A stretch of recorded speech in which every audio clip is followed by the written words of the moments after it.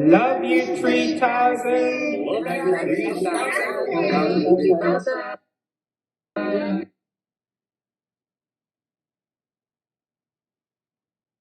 Love you 3,000.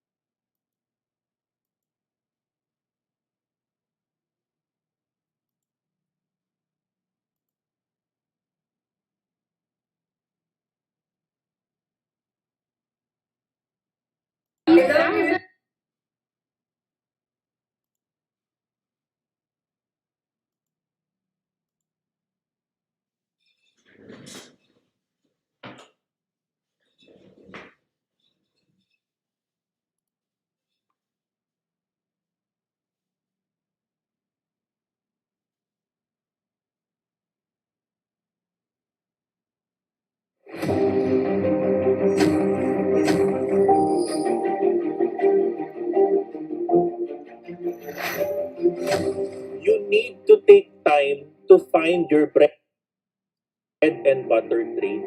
Ang focus is very important. Dahan-dahanin mo, huwag ka mafu-FOMO. Di ba? I always tell you to trust the system. Now, I want you to wait for a confirmation candle. Wait for this line to be broken. To never, never, ever, ever do shortcuts in trading.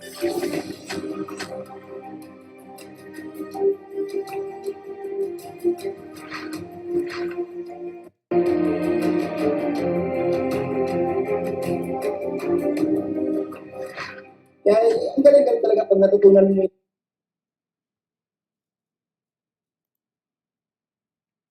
Alright guys, hello. Bakit ganon? Bakit ganon? Bakit ka naman ganyan globe? Wait lang. Yung tinuturo ni boss bago na-i-apply mo, bago yung patient lang, yung patient tsaka yung discipline. Si Coach kasi, he's not just a content creator. Talagang mentor siya. Pinaglalaanan niya ng oras lahat ng videos niya. Not for him, not to get subscribers, pero para matuto tayo, para maging profitable tayo kagaya niya. Sobrang amazing lang kasi konti lang yung taong gano'n na hindi madamot, na hindi niya sasabihin kung paano siya mag-earn ng pera. Si Coach kasi mas gusto niya pang i-share yung blessings niya. Nag-decide ako i-PM po kayo, nag-enroll po ako sa inyo sa beginner class. Ginawa ko po talaga everyday, 3 to 4 videos ko sa YouTube ang pinapanood ko. Tapos nilanote ko pa talaga lahat.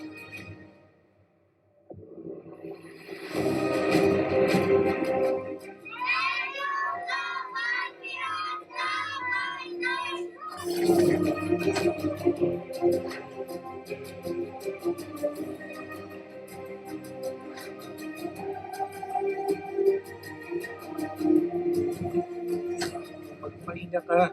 Hindi tatakbo yung market, hindi mauubos yung trade setup na yan. Find that bread and butter setup. Vulnerability in trading is our most accurate measurement of trading quotient. You have yet to see your success. You have yet to see your millions. Andiyan dyan na. Are you going to give up today? Or are you going to use the word not yet?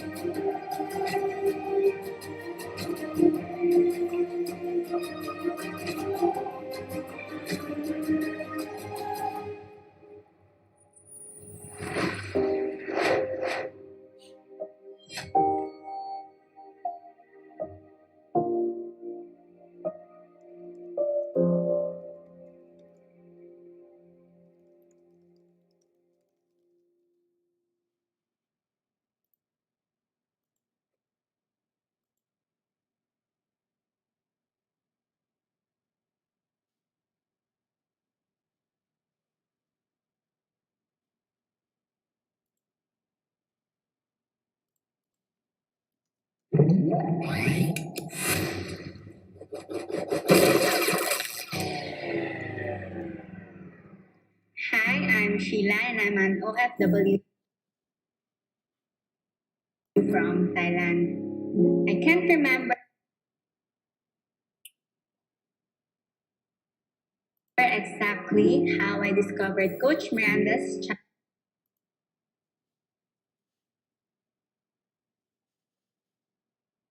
channel, but I've been a subscriber since June. I didn't really have a trading system before, and since I have a day job, pag sumisilip ako sa charts tapos may mga lumilipad na coins, papasukin ko agad siya with high leverage. Minsan nananalo, pero pag natatalo, ubos lahat. So, nag-binge watch ako ng videos ni Coach and then enrolled sa beginner's class. One of the most aha moments for me is yung fib talaga. Ang galing ng pagka-explain ni Coach sa kanya, tapos super powerful and amazing niya for bounce, breakout, breakdown, at saka mga untog na areas. So, after the class, Superman syndrome nga, ang hirap niyang i-control. So, tuloy-tuloy pa din ako. Until one day, I've decided na this has to stop. So, I stopped, took a break, reflect, and continue on watching the life of Coach. So, nag-announce si Coach about the mentoring session, and then I decided to give it another try. Naglagay ako ng certain amount of money and told myself na, okay, this is what I'm willing to lose. So, it's either i-superman ko siya or pag-aralan ko ng mabuti yung system para mapalaki ko siya. Then, nag-start ang mentoring session ko with Sir Luke. First, tinulungan niya ako kung anong trade setups works best for me. And then, inaral ko siya. Throughout the sessions, I kept on asking questions and ginaid niya talaga ako and showed me my blind spots. So, I'm not that confident yet. Kakabawi ko lang sa losses ko, but soon I will be profitable too. What made Coach Miranda stand out and different from others, beside him teaching us technical and fundamental analysis, I can feel how he really cares and wants us to learn. More on his culture of malasakit and ang pag-real talk niya lagi sa atin. So, don't give up and invest on knowledge. Continue watching the videos of Coach and his life at ang number one and most important talaga is discipline. I would like to take this opportunity to thank Coach Miranda Minor, Sir Luke, and to the other mentors. Just keep on learning, and I love you 3,000, Ka Miranda.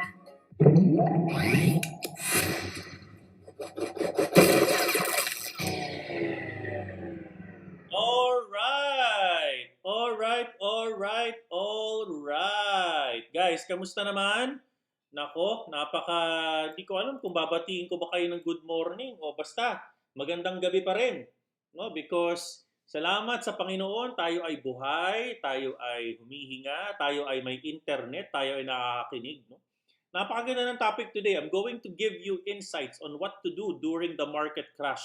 Our topic for today is about, are we going to buy? Are we going to sell? Are we going to hodl? What should you do?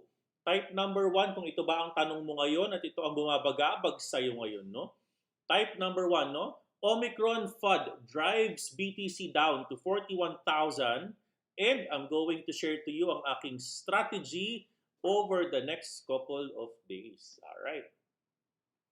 Okay, so before we start, I would just like to share napakagandang feedback. Shout out sa lahat ng Wave 16 Intermediate.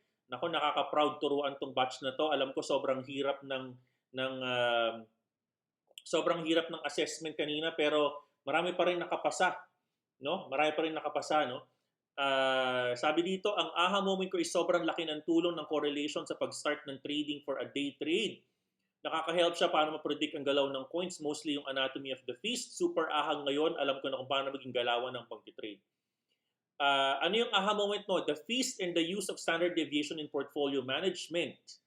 Another question, may formula pala pagpasok sa trades, may mathematics yun. Super galing ng system, sulit na sulit ang bayad. Salamat po for the kind words. Yan, mind setting and habits, anatomy of the feast, portfolio staging correlation, STDev in BB. Sobrang dami ko po natututunan. Coach, thank you, salamat. Guys, maraming salamat sa Wave 16 Intermediate. Alam ko, mahirap yung assessment. Overwhelming, but salamat at tsinaganin yung matutunan Because ganun talaga, I really want you to learn the hard way, the long method. So maraming salamat sa inyo. Okay, alright, next. If you're new to this channel, please also download Bingbon. Napakaganda pong platform. At please download using my link. Ito po yung link, no? https://bingbon.com/invite/SOIJXF. Please download that, no? Napakagandang news para po sa inyo. I am going to interview BingX in this channel. Grabe. Hindi lang ordinaryong tao ang kakausapin natin. We're going to talk with their CBO, Chief Business Officer yata ang pangalan nun, Emerson Lee. Nako, napakagandang opportunity. We're going to talk to one of the biggest executives ng Bingbon sa channel natin. Tentatively on December 11. Tandaan mo yan, December 11, we're going to talk with an executive from Bingbon. Yan, Emerson Lee, one of their chief executives, no? I'm very proud po. Hindi ko po alam kung ano magiging topic namin, to be honest. Alam mo ba, sila yung nag-imbita, sila yung nag-reach out sa akin. Sabi nila, Coach Miranda Miner, gusto ka namin kausapin. Ano bang mali kung pag-uusapan, baka bibigyan tayo ng bonus. Uy guys, abangan mo yun Nako, December 11, magpapasko, makabigyan ako ng bonus, kausap ko yung head Parang head ng commercial group nila. Hindi naman siguro lahat ng tao nakakausap yung mga ganyang kalalaking tao sa Pilipinas, no? So, maraming salamat BingX, Bingbon sa inyong pagsuporta. Baka guys, baka bigyan ako ng bonus kasi nasa top 100 ako ng trading cup nila. Hoy, Bingbon, baka naman para mabigyan ko to ng bonus to mga tao. Tsaka guys, isa pa. Hoy guys, nako, nakaka-proud again, punta muna tayo sa ibang brand. After the BingX, guys, i-welcome naman natin sa ating channel I-welcome natin Bybit.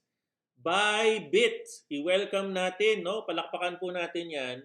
Sa Bybit Global, guys, Bybit, they're going to have a raffle parang Bingbon dati.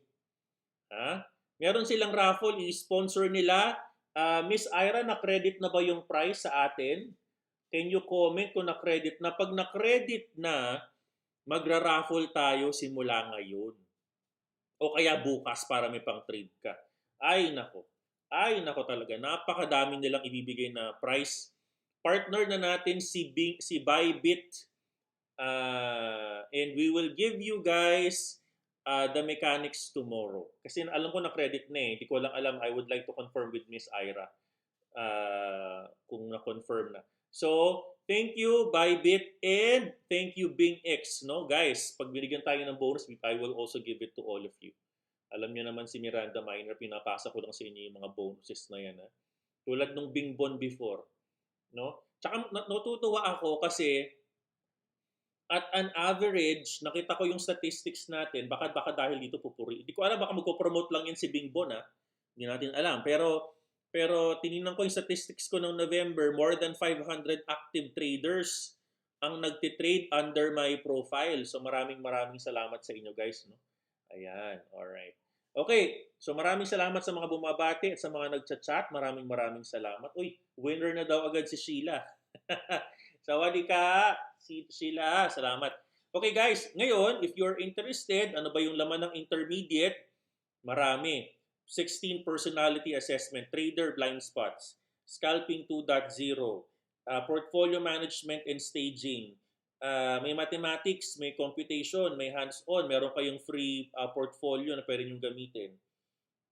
Anatomy of the feast. Naku, pag natutunan mo yan, alam mo nang makita ang market.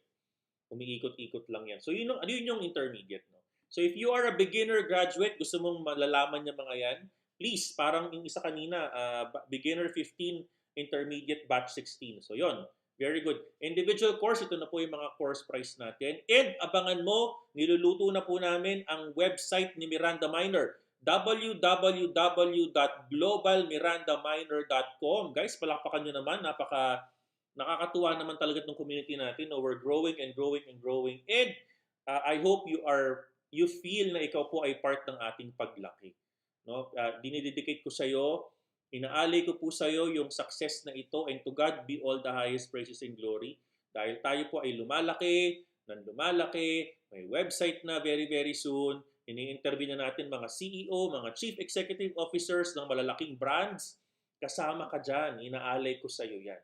Inaalay ko sa iyo yan because you are part of our success. God bless all of us. Maraming salamat. Okay. And of course, ito na po yung mga course natin. Puno na po ang January 7 and 14. So if you are interested to join, January batch 24 and batch 25 na po. And yung ating batch 17, January 8 and January 15 intermediate, February 5 and 12, unahan mo na. Nako, tapos alam nyo ba yung ating mentoring? Ito hindi ako nagbibiro Guys, punong-puno na yung February. Puno na yung February. I'm telling you, pinangungunahan ko na kayo. Baka mag-expect kasi kayo ng mentoring ng February. Puno na. Puno na guys. Grabe. Ay nako. Kasi yung package natin, imagine mo, 2 weeks ng beginners, 2 weeks ng intermediate, 5 linggo na mentoring. Saan ka pa dyan? 5,000 lang. Punong-puno. Alam niyo yan. Guys, if you are my intermediate student, kamusta naman? Anong pakiramdam? Punong-puno ng knowledge Punong-puno. So, sana again, mas may isama ka din sa ating mga alumni. Alright. Next. And of course, sa ating pong Global Miranda Minor live in Spotify, na-upload ko na po kahapon. Maraming salamat, Jam Diaz, yung ating katulong dyan. No? Maraming salamat po, yung ating kakosa, kapatid, yung ating pong hinahangaan, si Jam Diaz. In-upload na po niya ang ating Atomic Habits as Interpreted in Cryptocurrency by Miranda Minor. What do you need to do in this unforgiving market when you are in a losing streak? Pakinggan mo yan. Pakinggan mo yan. Pakinggan mo yan, no? And I hope that you are going to be inspired by our Spotify video, no? Yan. Salamat. Oy, salamat Chopper. Salamat sa mga nagsasabi na na worth it. Salamat po. Busog-lusog sabi ni Sher Rochelle. Thank you. All right. Now let's start guys, no. Ito na.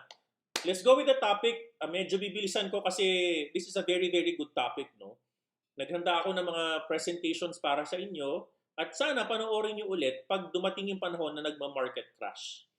Kasi nagre-research ako, alam niyo ba guys, nakakatuwa, natutuwa ako. Kasi yung strategy na tinuturo ko matagal na. Meron palang isang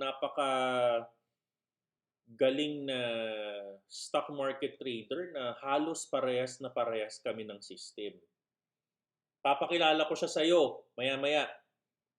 Grabe, nabasa ko lang tong news na to kanina. Kasi this news came out kanina lang Hindi to kilalang trader pero magaling sa stock market. Grabe, when I was reading the article, sabi ko, this is my system. Paano niya nakuha? Siguro talagang ganun talaga yung iniisip. Great minds think alike. No? Tingnan natin guys kung ano yung pagkakatulad ng system na kailangan mong gawin. At least ngayon, hindi lang ako yung nagsasabi na ito yung kailangan mong gawing system during market crash. Meron ng reinforcement. No?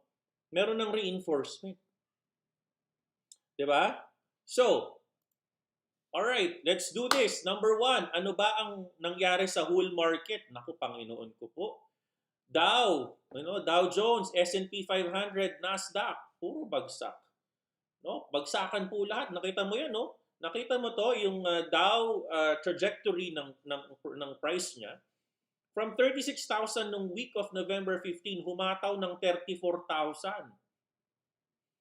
Por Diyos por Santo, nako. Bumagsak, nag-overreact, no? Nag-overheat, no? On that particular week. Dow Jones 34, ito guys yung Friday ending, no? The Friday closure, Dow Jones 34,580, negative 0.17. S&P 500, the top 500 companies, 45.38, bagsak din. 0.8%. Nasdaq, bagsak din. 1.92% negative, 15,000 points. Global Dow, 3941, bagsak ng 39th of a percent. And bagsak po. Bagsak po siya. So, what does that mean? Ano ba yung nangyayari sa mundo? Eh, syempre, alam nyo na yan, no? Yan, tinan mo si Merkel makes farewell plea for Germans to get vaccinated. Guys, Germany is already on a hard message sa kanilang mga tao. Kayo ay magpa-vaccinate. Kilala nyo yan si German superpower, si Merkel. One of the most powerful women in the world yan. Pag nagsalita yan, susunod ka. Anong sabi niya? Hoy! No, syempre in German language. Di ba? Ich liebe dich. I love you. Pero, kailangan mong magpabakuna. Ano pang headline?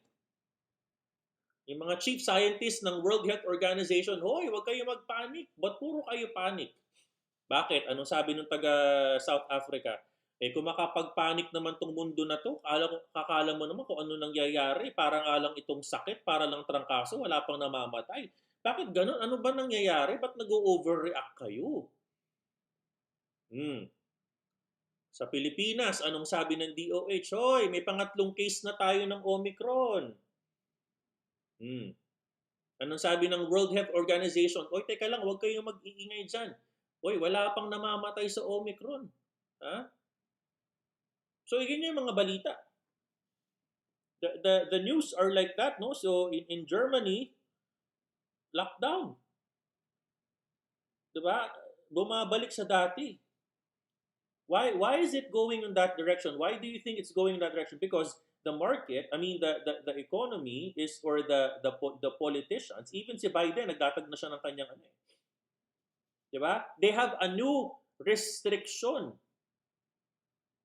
They have a new restriction already. In fact, in UK, 53,945 new infections, Panginoon ko po. German lockdown already. So Omicron may cause more COVID reinfection, say South African experts. Scientists find possible trigger for AstraZeneca jab blood clots. Ano yung mga pinagsasabi nila? Sa New York, may 5 cases of Omicron variant. In the UK, sa US, President Joe Biden announced a new nationwide coronavirus battle plan. So, pati merong AstraZeneca FUD, may blood clot daw. Sabi ni South African official, Omicron variant is fueling an exponential rise in COVID cases in the country. Mga puro FUD, guys. Indonesia tightened border curbs. Sweden, they warned that they could impose new restrictions. Germany, mandatory COVID vaccination, sabi ng kanilang Chancellor, si Angela Merkel. India, may 2 Omicron cases na. Finland, they have their first case. Greece, they have their first case. European Union, they have their first case. Omicron may cause more COVID reinfections. US now declares international travel bans. Guys, naiintindihan niyo yon? New US rule requiring US travelers to obtain negative COVID-19 tests. Ang dami na namang mga balita, guys, in terms of Omicron. So, what does that mean? What does that mean? The market, because maraming nasunog noong March 2020, maglilinis yan. Maglilinis. They're going to what? They're going to say, hey, teka lang.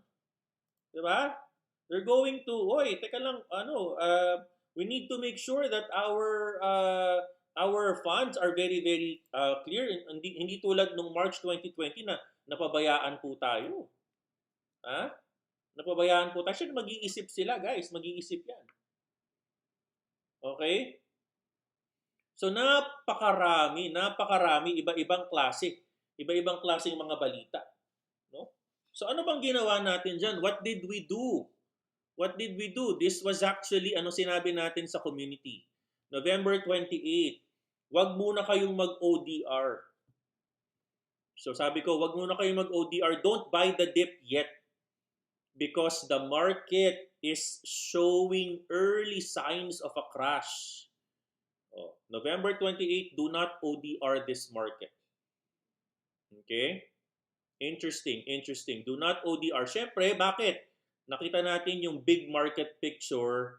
Nako, humataw na nasa 618 pero sabi ko, nako, patay tayo dito. Humataw na ng 618. Napakalayo ng nilaktaw ng Dow Jones tsaka ng Nasdaq. Mukhang meron mangyayari. So, teka lang, huwag ka muna mag-ODR. O, di next couple of days, anong sabi natin? December 1, hey, stay on the defensive wallet management approach on this market. Stay on the market. Guys, follow me in Twitter, please. Follow me in the Twitter. Stay on the defensive wallet management approach on this market. What does that mean? If you're my student, alam mo yan. O sige, i-type mo, I will allow you. I will allow you to type your answer there para at least alam ng public. They would not know how to do it anyways. At least they know the logic. What is the percent na pwede walang pumasok on the defensive wallet management? Di ba dalawa yan? Offensive and defensive. Di ba? Okay. So we have our defensive wallet management system. Okay. Ano nangyari? December 2, ay ito na. Naku. Sabi natin, December 2, hoy, US market closed with, ito na, humataw na sila guys. Humataw na ng, ito, this one, the SP 500, humataw na yan ng 618. Humataw na yan ng 618. No? And then, bumuo na ito ng almost Mickey Mouse formation kay Dow Jones. Ay nako, sinasabi ko sa inyo, December 2 yan, no? SPX and Dow Jones plunging to its 618 and previous low last month. Per my video, please use the defensive strategy.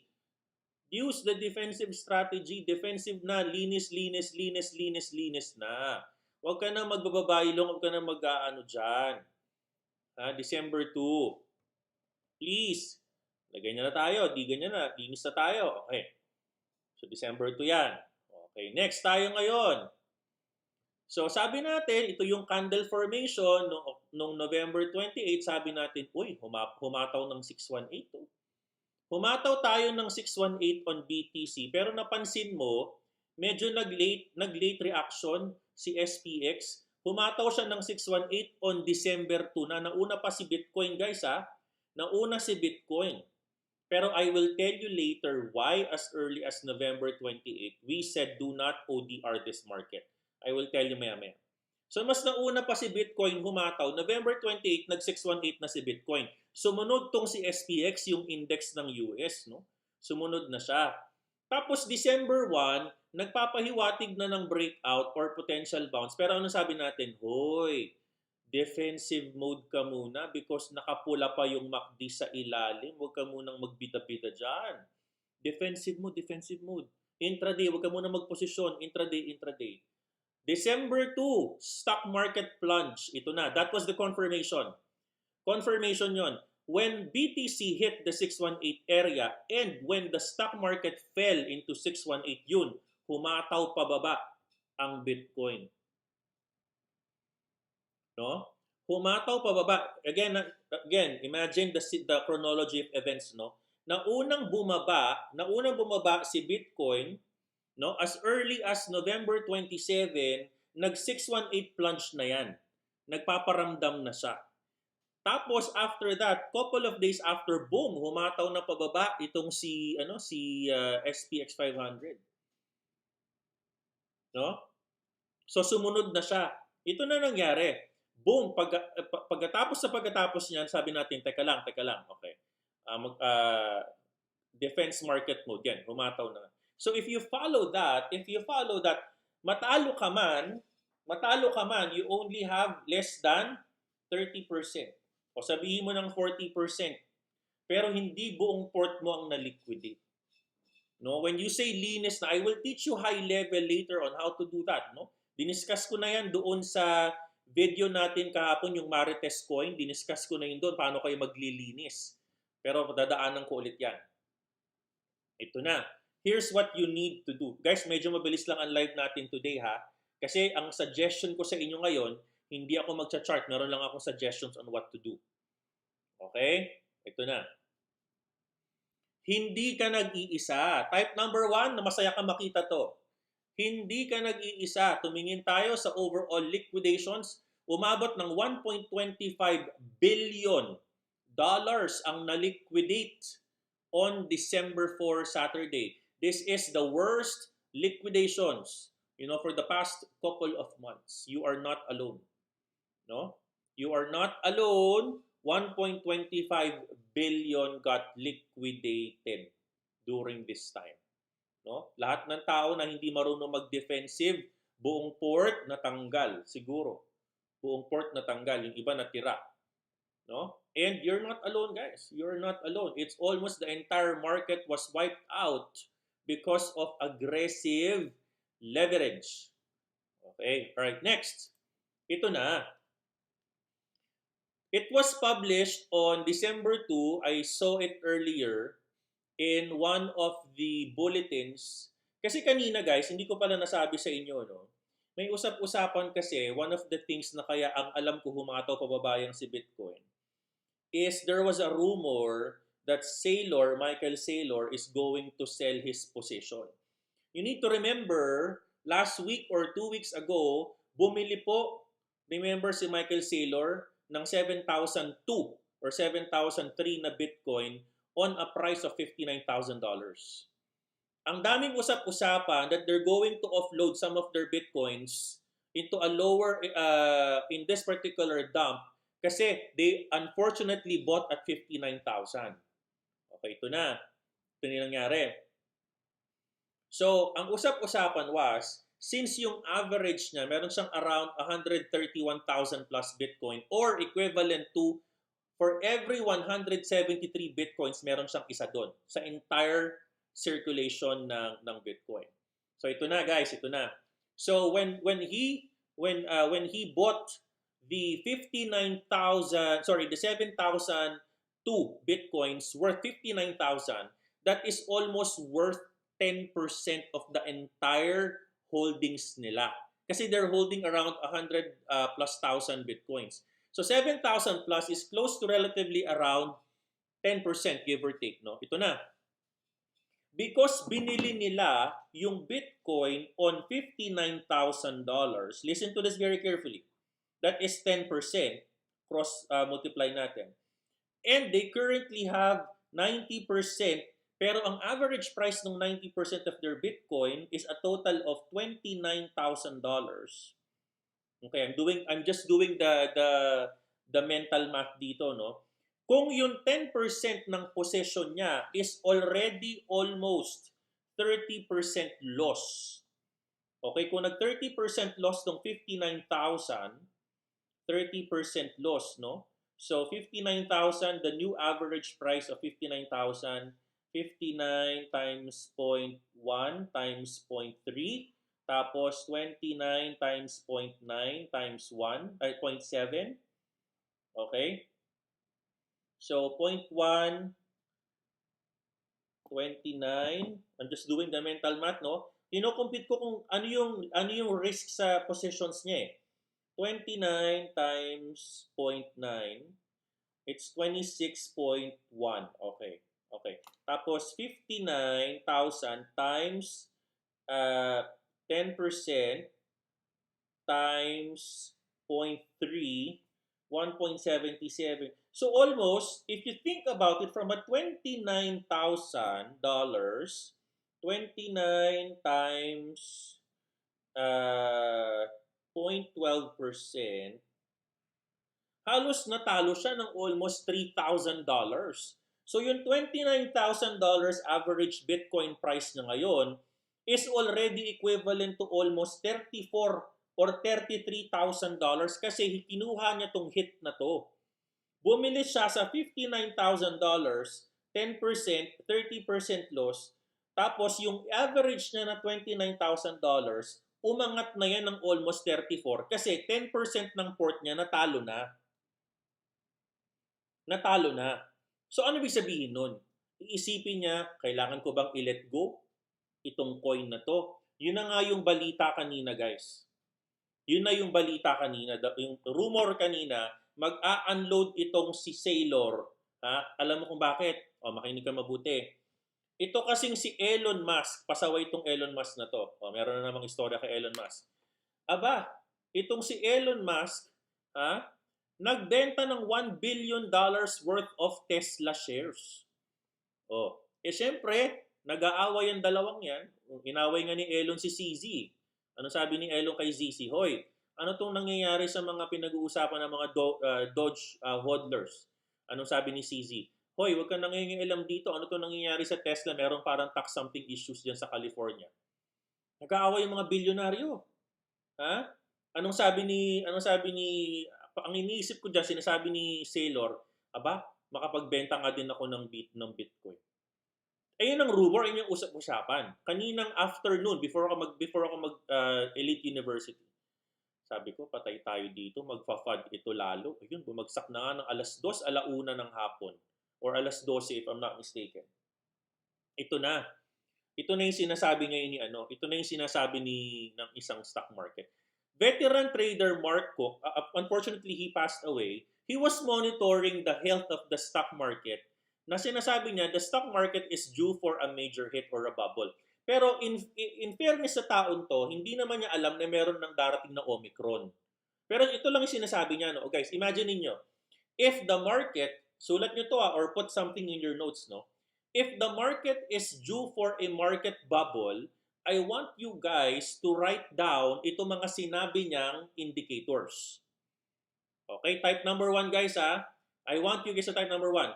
They are, in this particular show, I will rehash to you ano yung mga market indicators from their expert opinion.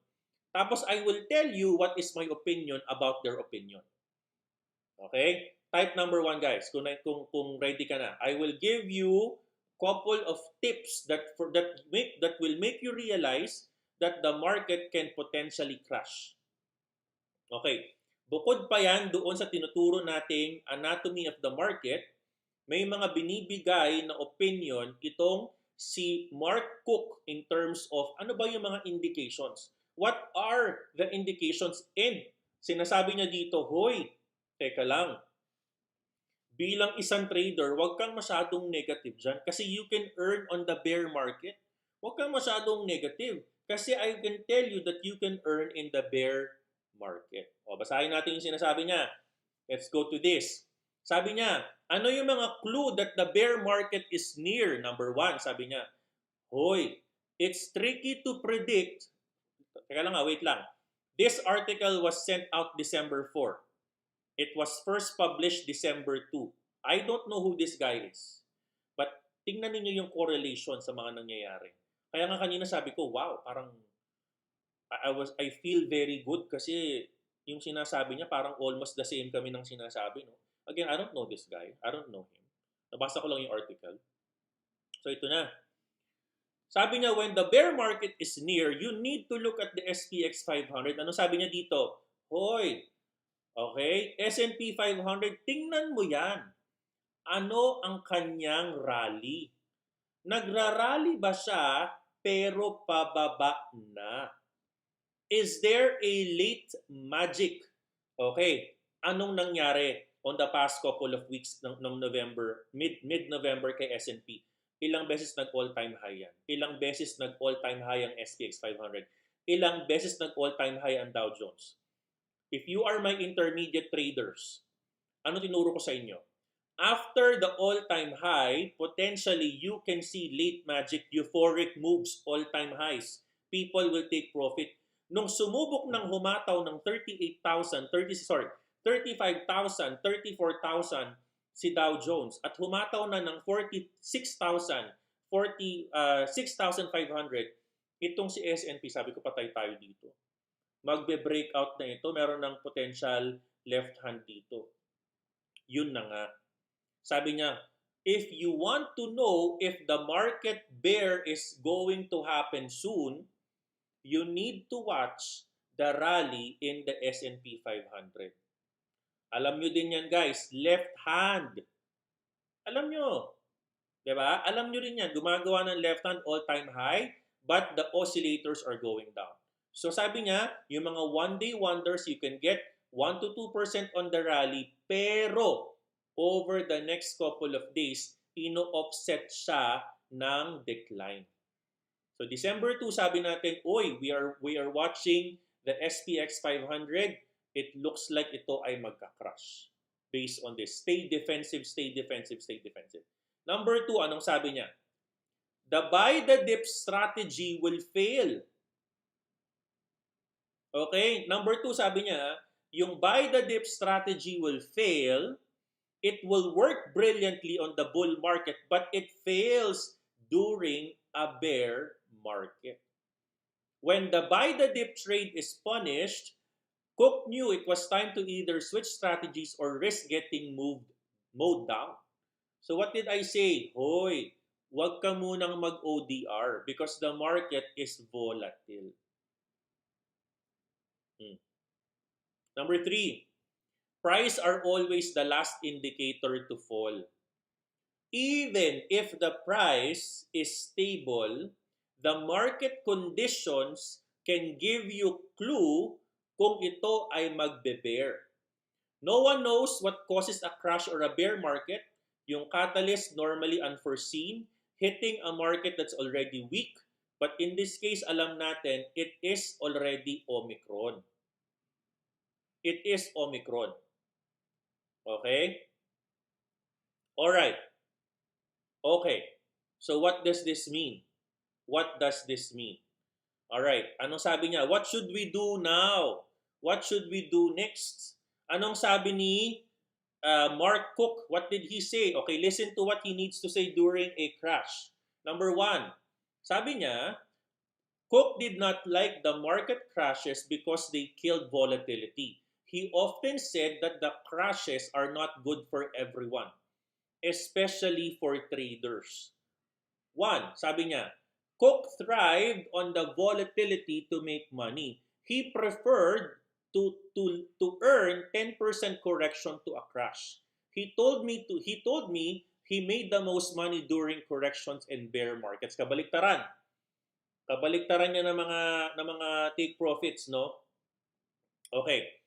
It also bothered Cook that he made money while so many investors suffered. No? So many investors have suffered. Short sellers are often despised and even blamed for market crashes. So ano ba yung mga sinasabi niya? What are the things that we need to do? What are the things that we need to do? Okay? Are you guys ready? 1, sabi niya, sell long positions and move into cash until the storm had passed. Grabe. Grabe. Ano ibig sabihin nito, guys, for my students? What does this mean? What does this mean, guys? Anyone? If you are my student, what does this mean? Sell long positions and move into cash until the storm had passed. What does that mean? In your perspective? What does this mean, guys? It means that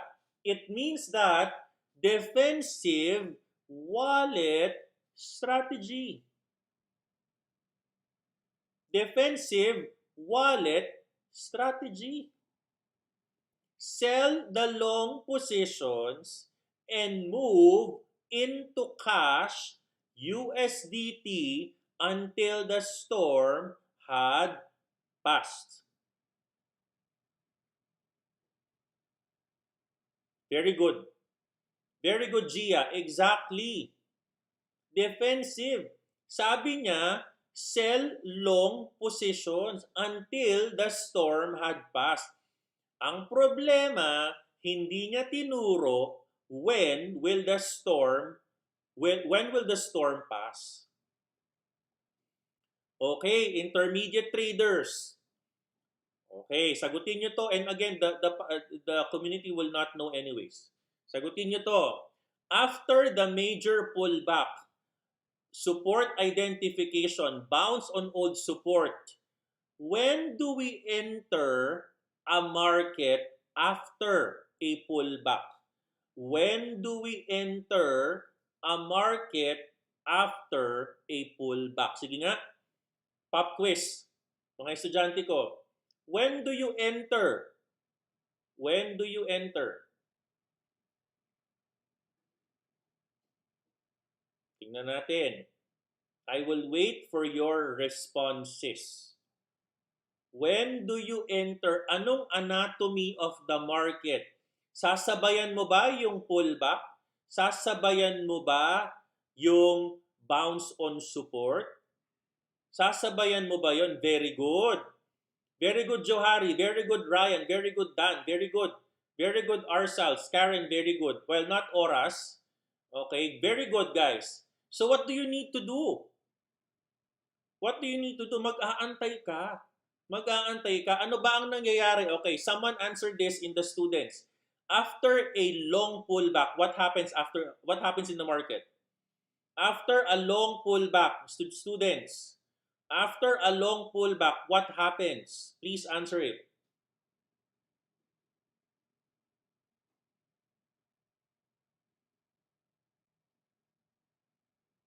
After a long pullback, what happens? Hindi alam mo na. After a long pullback, nag-bounce. Ano mangyayari after the bounce? What will happen, guys? Very good, Nad. It will consolidate. Exactly. The market will consolidate. So, you will know if the storm had passed after consolidation. Yes, very good, students. Very good. Alam na. Marunong na. Yes, after the market, bounce on old support, support identification, bounce, consolidation. Very good. After you, okay, yung mga beginners, huwag mo nang sumali kasi hindi ko tinuturo sa beginner class to. After the consolidation, mag-aantay ka ng apex, boom, dun ka papasok. Yes. Or, pwede mo ring i-intraday trade or i-scalp yung pagka-bounce confirmation candle. Doon ang magandang i-trade kasi ayun ang malakas magpayaman. After the crash, kunin mo yung ilalim, hindi mo masalo, kunin mo confirmation candle, pasok. Tingnan mo for example, look at mana right now. Sinong sumalo ng ilalim ng mana? Sinong sumalo ng 3.02 hanggang 3.4? Sinong sumalo niyan? Sinalo nyo ba? Nag-intraday trade kayo, nakuha nyo ba yung bounce na yun on old support? Ayun ang masarap kunin. Saan kayo kukuha? Normally, the market will bounce on the extended moves. Euphoric pababa. Kunin nyo yung ilalim. Diba? Yun ang magandang kukunin.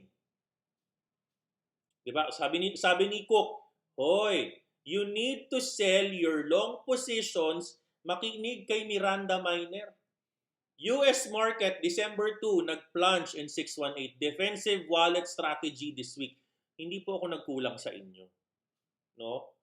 This November 28, don't ODR the market. December 1, stay on defensive wallet management. December 2, 30%. Nagtitrade ako, yes, but I'm already slowly selling my positions. Ganun din po ang gagawin natin. Ngayon, nag-market bubble na, nag-crash na. What do you need to do? Sabi niya, oy, teka lang. Oh, nangyari na, you need now to wait until the storm had passed. Wait for the apex. Matagal pa ang apex. Huwag niyo munang antayin ngayon because the market is going to consolidate. Okay, saan pang sabi niya? Short individual stocks or short individual coins.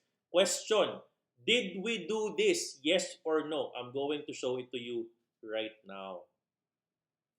Did we short the market? Yes, we have been shorting the market kahapon, kanina pa.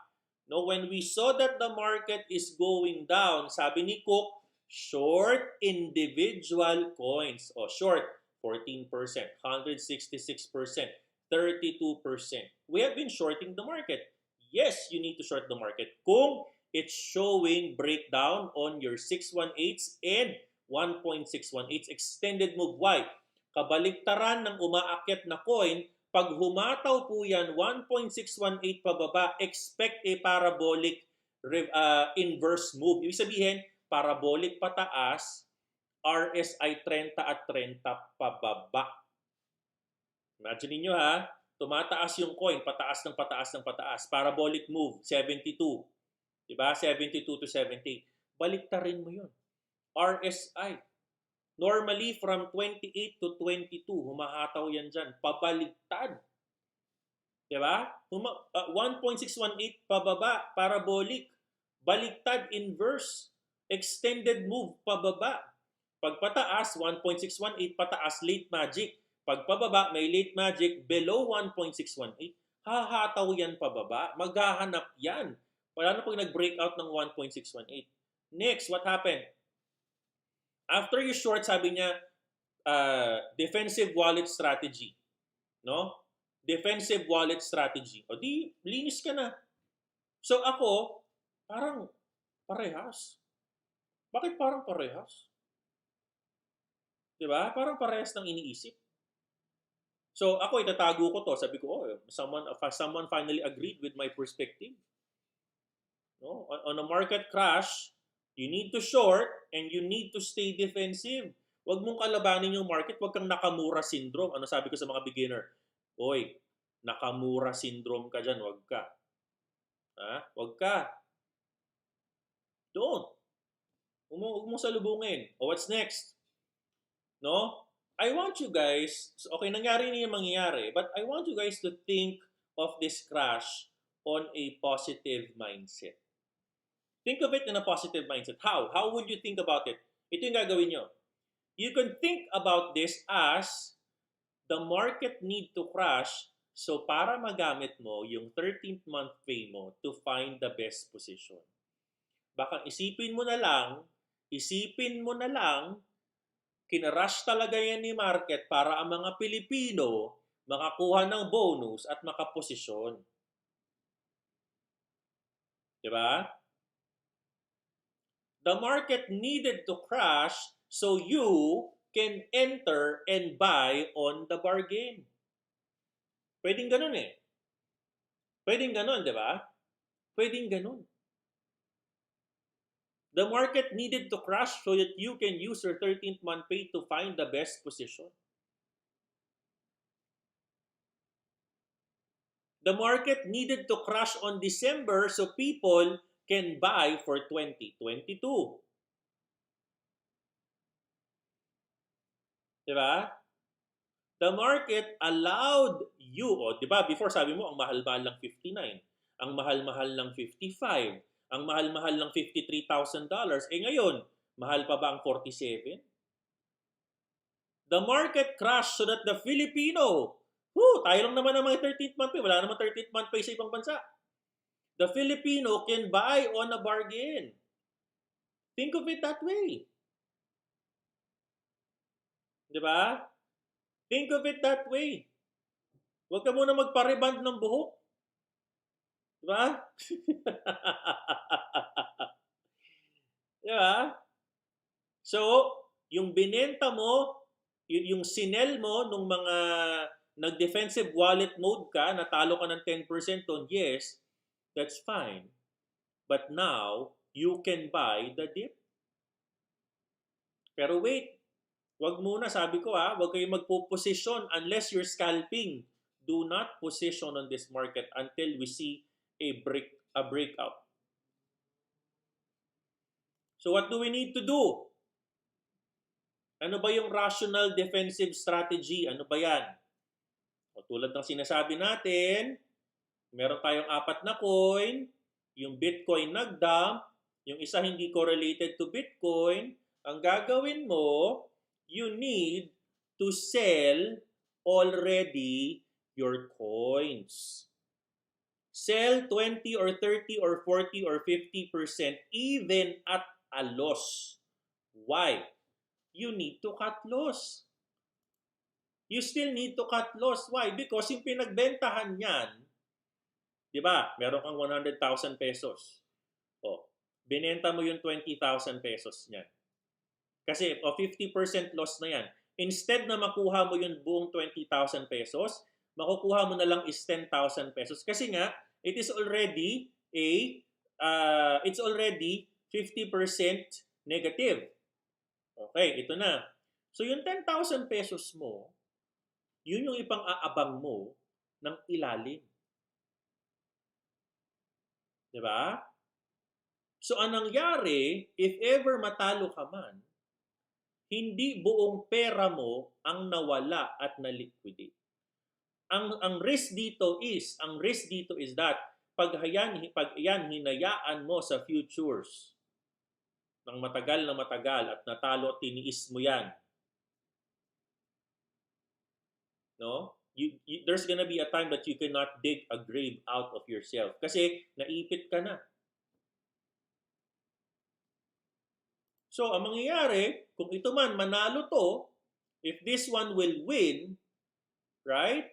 Then at least, if it wins 50, for example, guys, yung mga sumalo dyan, yung mga sumalo ng mana, ilang percent na yung profit ninyo? Ha? Ilang percent na? Ako, meron na naman akong 61%. Sinalo ko na sa scalping. Take profit. Sorry, not 61%. I was able to scalp kanina during the heavy capitulation, 87% and 141%. Kumita ako ng 141% on shorting mana. Pagka-bounce, pinakita ko to kanina sa mga intermediate students. Pagka-bounce na benta, nakabili tayo ng 3.03, benta 3.29. 87%. 87% guys. Walang kahirap-hirap. Diba? So, it is a risk that you need to take. You need to sell some of the tranches, some of the portion of the losing coin. Kasi ano bang plano mo dyan? Unang-una, nagplano ka naman talaga ng 20% volatility. Diba? Or 20% variation. O, 1 standard deviation. Cut loss mo, huwag mo nang tiisin. It is what it is. At the end of the day, yung PNL mo green. Diba? Green yung PNL mo. Kasi, hindi mo na inantay mag-negative 200% ka dyan. Kakaantay mo na wala.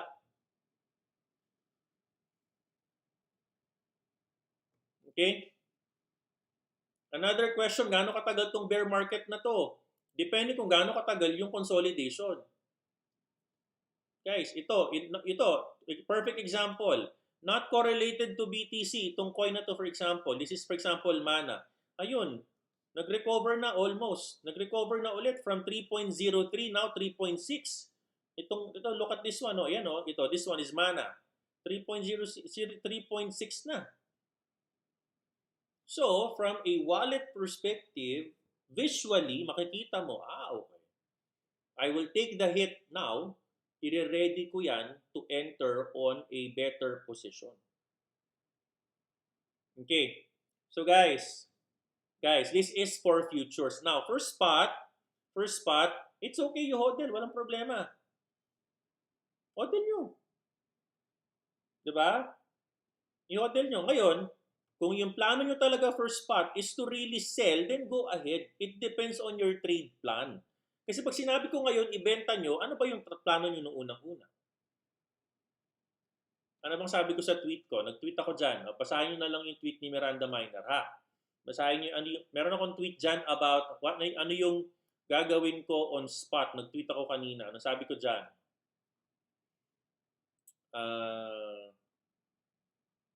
Ito, I'm hodling sa spot and will add at 49k BTC. I got few coins way below the price at 39s. But I think kasi sabi ko kanina 9 hours ago, alas 8 ng umaga sabi ko, tingin ko, okay, makinig na mabuti ha, makinig na mabuti guys.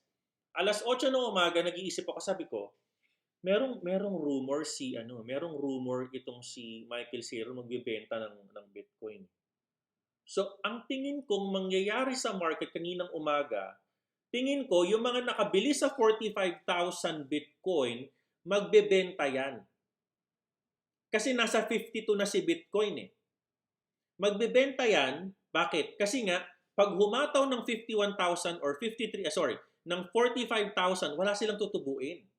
Yung strategy nila on hodling, mawawala ng kwenta. So, ang iniisip ko, yung mga taong bumili ng 45, 46, 47, okay, 44, Yung mga nakabili dyan nung breakout niyan, 48, magbebenta yan, magte-take profit yan. Bakit? Kasi yung Bitcoin is already going to break a 51, 53. So what did I say? Sabi ko, I think yung mga bumili ng 45, magtitipi na yan pag bumaba pa ng 49. They're expecting, bakit? Nire-retest na yung support ng 51, 50, 51, 50, 51, 52, 53. Nire-retest na, dinidikdik na eh. So anong iniisip ng mga bumili sa 45? Oy, teka lang. I will protect my profits. Magte-take profit na ako, bahala na si Batman. So iniisip ko, yung bumili ng 45, take profit lahat yan kanina, boom, sumabog. Naiintindihan nyo guys? Naiintindihan nyo? Please type number 1. I want you to think, I hope that you can think like how I think of the market. No? Huwag kayo mag-iisip ng yung portfolio nyo. Think of how the market will think. So yung mga bumili ng 45, puprotektahan nila yung profits nila. For example, yung bumili ng 55, nung humahataw na ng 59 si Bitcoin, take profit yan. Magbaboundary na yan. O yung pag umabot ng 57, yung bumili ng 50, aba take profit na ako. Sayang naman yung pera ko. O yung mga bumili ng 45, take profit na yung mga pag humataw na ng 52. Ganyan ang mentality ng mga whales, guys. They need to protect their asset allocation. Ano ang mentality ng retailer? Hoy, bumaba na ng 59. Pumasok ako ng 66, 67. Hodl. Diba? Balik ka rin natin. Ngayon, andyan na yan, antayin mo, sell 20%, 30% of your position, dapat ginawa mo na yan, o ngayon, ibenta mo na. Huwag ka na mag-ano. Kung bumaba pa ng 42 yun, sisisihin mo ko, coach. Sana pala sinunod ko yung sinabi mo. Ha? Defensive, defensive. We will never know. It could even go down to 40. Malay natin. The market will win. Yung iniisip mong dapat ginawa mo na nung una, dapat ginawa mo na 2 days ago, 3 days ago, 4 days ago.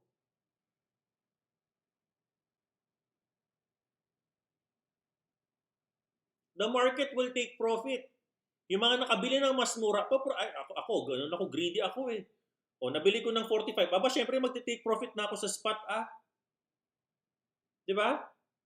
Bumili ako ng 38. O, humataw na naman ng 48, bumaba ng 45. Ay, syempre, magte-take profit na ako, kukuha na naman ako sa ilalim. Ganun yung gawin yung dynamics. Dapat kayo yung nag-aabang sa ilalim, hindi kayo nag-aabang sa taas, mag-a-adjust kayo. Hindi dapat ganun. Paano nyo magagawa yon? How can you do that? Patience. Paano? For example, ngayon, bumili ka 47. The market will recover. Guys, hindi ako naniniwalang BTC will stay at 47. Bibigyan ka ng 1 million pesos. I don't think BTC will stay at 47,000 in one whole year. No. Absolutely not. I don't think so. Patience. Iba ang mentality ng future trader sa sa spot trader Spot trader, kalimutan, pamana nga yan. Kalimutan mo. Spot trader, pamana mo sa anak mo yung mindset mo. Huwag mo i-trade. Hayaan mo lang. Tapos yung derivatives, yung futures, pinapalaki mo nga yung pera mo. Meron kang 5x capital, 5x power of exponential power. 5x ka lang. O doon ka mag-trade.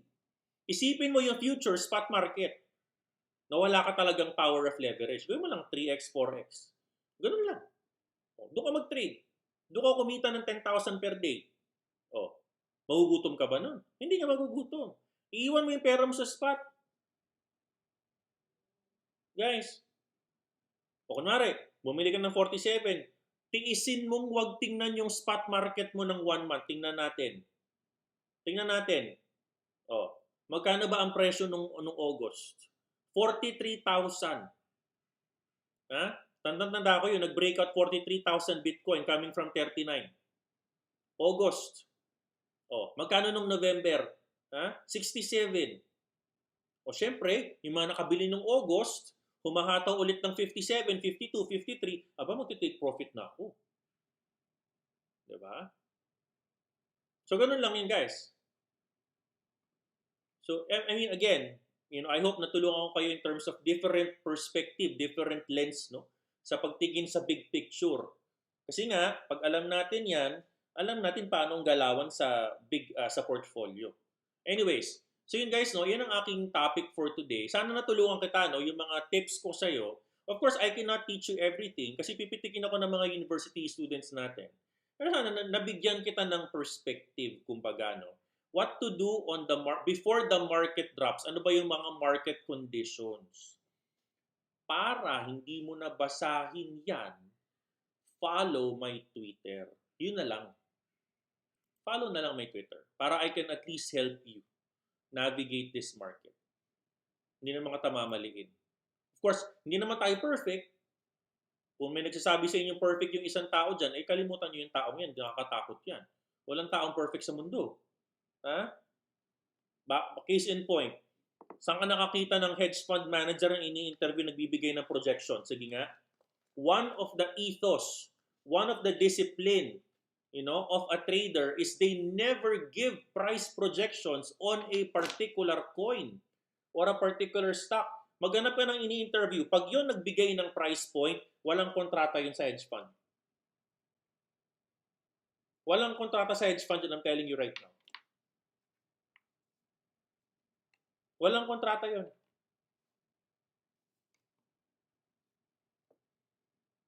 Again, the market can always correct. We're not always perfect.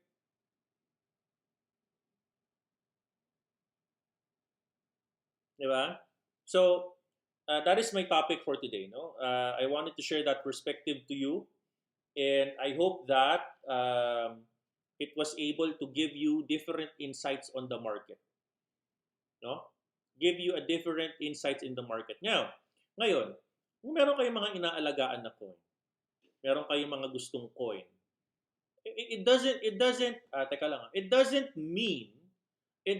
mean that your coin is totally clueless. Or I'll give you an example, ito. Ito yung trade natin. So we were trading, I will post the picture of this maya-maya. So nakuha natin yung drop at 141%. We were able to get the bounce at 87.58%. Nakuha natin yan. A lower time frame yan. So, perspectives, iba-iba. Natutuwa lang talaga ako kasi nung binabasa ko yung article ng tao, sabi ko, parang parehas ka. Parang parehas yung sinasabi. Although, hindi naman purely parehas. Kasi sinasabi din niya dito, oy, buy puts on S&P 500, buy inverse ETFs. Okay, meron ibig sabihin yan. Bakit mo bibili, ba't ka bibili ng S&P 500 and why are you going inverse ETF? Ang ginagawa ni Cook, okay, ang ginagawa niya dito is ino-offset niya. Okay? Ang ginagawa niya dito, hini-hedge niya yung assets niya. Ini-expect niya that the other asset will perform reverse. Okay? In Binance, you have what you call hedging. Okay? Listen carefully. Listen carefully, ha? In Binance, I don't know, some of you knows it already. In Binance, you can hedge. You can hedge the same coin, meaning the coin can be hedged, you can buy long, and you can sell short at the same time. Yes, pwede po yun.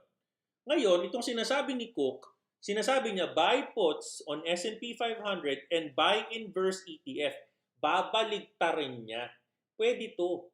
It means that kung hindi umayon sa kanya yung market, if the market doesn't agree with you, in layman's term, ang iba nga dyan sinasabi, oy, bumili ka ng ETF at i-short mo sa Binance. Bumili ka ng ETF, habang nag-i-ETF ka, you're expecting that the coin will go higher.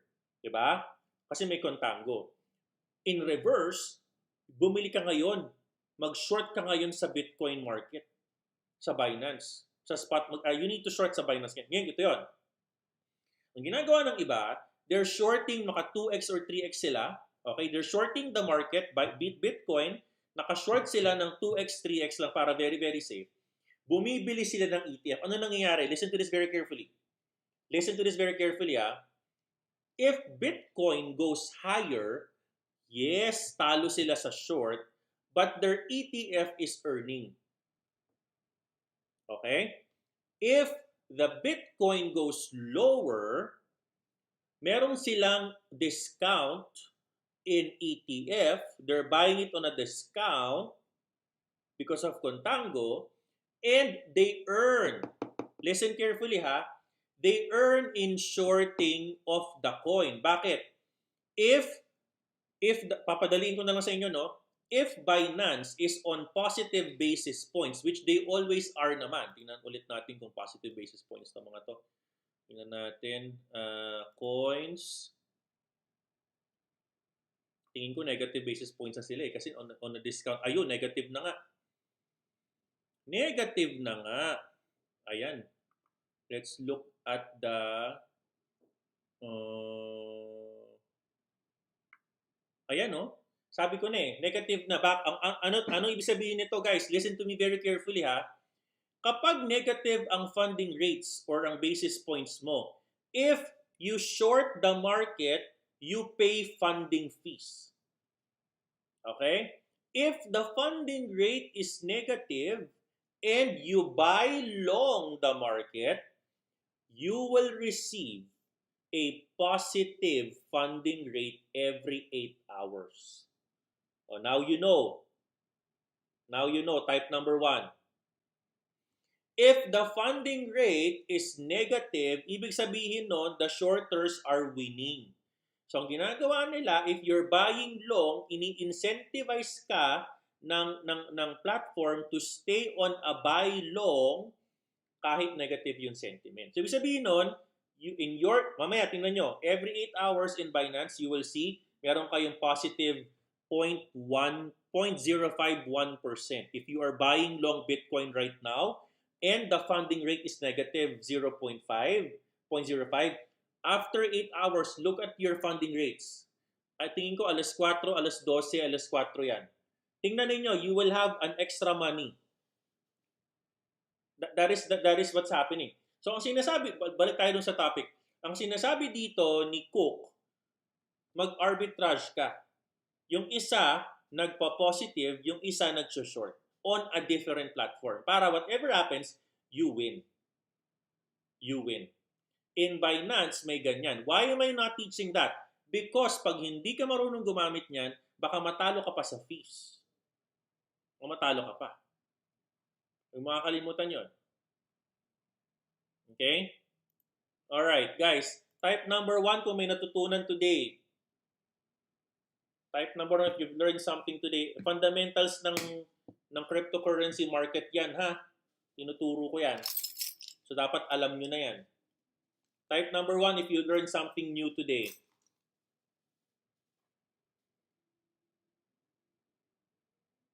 Okay. I think we're good. Okay, guys. So, what should we do in wrapping up our topic today? Wrapping up of our topic today. Omicron is a negative FUD driver. So, ito yung rason kung bakit humataw ng 41. Huwag po tayong magpaka-hero on this market. Mahalin mo po ang pera mo. Mahalin mo yung pera mo dahil pera mo yan pangbili ng regalo ng anak mo. No? Huwag po tayong magpaka-hero today. Sabi nga ng anatomy, after a higher high, the market will consolidate. After the lower low, the market will consolidate. So let this market consolidate.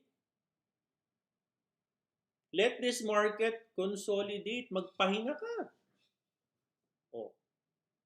Bukas magdi-dear coach siguro ulit kami para magpahinga ka ng konti. Sino bang humahabol sa'yo? Meron ka bang utang sa kanino man kaya kailangan mo mag-trade? Meron ba? Di ba? Sumagot ka ng personality test natin. Dapat ang score mo 17 pataas. Ano ibig sabihin ng 17 pataas? Meron ka ng savings. Ang pinang-trade mo, hindi mo savings. Pag ang score mo below 16, wala ka dapat dito. You're not supposed to be trading. Otherwise, hindi mo tinik yung personality test ko na for free. If you're here. So, ibig sabihin, may pera ka. Ibig sabihin, hindi mo pinang-titrade yung pang-ulam nyo mamaya. Pipitikin ka ng asawa mo. Ha? Pipitikin ka ng asawa mo. Dapat itong pera mo dapat, hindi mo pinang-titrade yung pang-ulam mo bukas. Kung pinang-titrade yan, ako unang-una talaga napipitik sa ilong mo, no? Dahil mahal kita. Mahal kita. Gawin mo kung kuya o kapatid mo, o kaya kaibigan mo. Ganun turing mo sa akin. Kuya mo, tatay mo, kung bata ka pa, kung 20 anos mo ba, parang tatay mo na ako. Di, ganun. Ganun yung turing mo sa akin. Magpapaalala ako sa iyo. Kung ang pinag-trade mo ngayon, ipang-ulam nyo bukas, ay naku talaga sinasabi ko sa iyo. No? Andito tayo for 2024. Andito tayo para hindi malusaw ngayong December. Andito ka hanggang 2 years from now na ang Bitcoin, lahat tayo magdidiwang. Lahat tayo masaya. Lahat tayo nagdidiwang na, naalala mo ba noong December 2021, pinapagalitan kami ni Coach, anong sabi niya? Huwag muna mag-trade, nakinig kami. Ayun. Nung humataw na ng 57, 67, 77, 87, 97,000 yung Bitcoin, nakinig kami. 2024, magkano na po ang presyo ng Bitcoin? Who knows? Diba? Who knows? We're all on this for the long haul. So dapat tayo, lahat tayo, long thinking. Huwag kayong magpatalo sa mga whales. Sino pa yung mga whales? Sila pa yung conservative. Kung sino pa yung retailer, kung sino pa yung ang puhunan, less than 100,000, siya pa yung makagamit ng leverage. No? Lalo na kung hindi ka, but sana kung trained ka eh. Okay na kung trained ka, hindi ka binabawalan. Eh kung hindi ka trained, ay nako. Pinamimigay mo lang yung pera mo. Ha? Anyways. O hindi ako galit ha. Kasi guys, another thing, weekend po. Huwag kayong huwag kayong magja-Jollibee, bida-bida diyan ha. Huwag kayong magaganoon. Weekend ngayon, alam niyo naman ang weekend. Eh paano kung lumala lalo on Monday? Lumala ang negative issues. Nagkaroon ng panic declaration si Biden. Eh di ipit ka ng entry mo ng Sunday. Ipit ka dyan. O paano kung humataw pababa lalo? We will never know. The market is always right. We're always wrong. I mean, we're right. But pag kinalaban mo yung market, ikaw yung talo. Sunday ngayon, magpahinga ka guys. Magpahinga ka. Oh. Huwag mong kalabanin yung market. Pag kinakalaban mo na, i-play mo tong video na to. Tandaan mo to. Play mo tong video na to ha. Pag kinalaban mo yung market, play mo tong boses, record mo.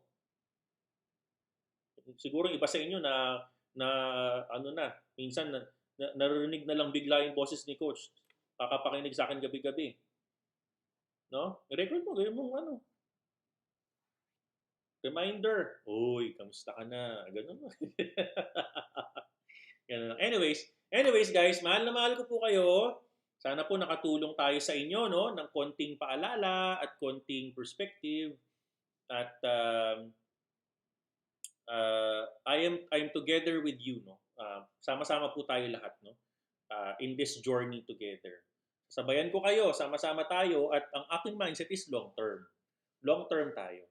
May mga talo, may mga panalo. At the end of the day, you still have, buo ka pa din. Tao ka pa din. You have a knowledge.